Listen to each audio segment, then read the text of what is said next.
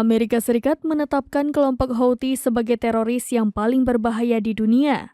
Menanggapi hal tersebut, Houthi murka hingga mengancam akan menyerang semua kapal Amerika Serikat Inggris di Laut Merah dan Laut Arab.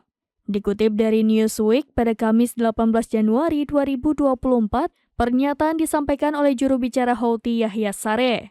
Ia menganggap dirinya mewakili pemerintah dan militer Yaman yang sah.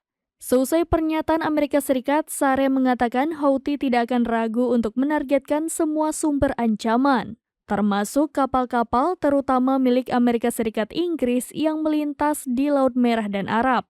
Saree mengklaim serangan tersebut menjadi hak pertahanan yang sah. Bahkan seusai ancaman itu, Houthi meluncurkan rudal menyerang kapal Amerika Serikat di Laut Merah. Serangan tersebut mengakibatkan kapal Amerika Serikat membara hingga beberapa bagian gosong. Diketahui sebelumnya Departemen Luar Negeri Amerika Serikat memasukkan kembali Houthi ke dalam daftar organisasi teroris global pada Rabu 17 Januari 2024. Keputusan itu berdasarkan Houthi yang kerap menyerang kapal-kapal menuju ke Israel.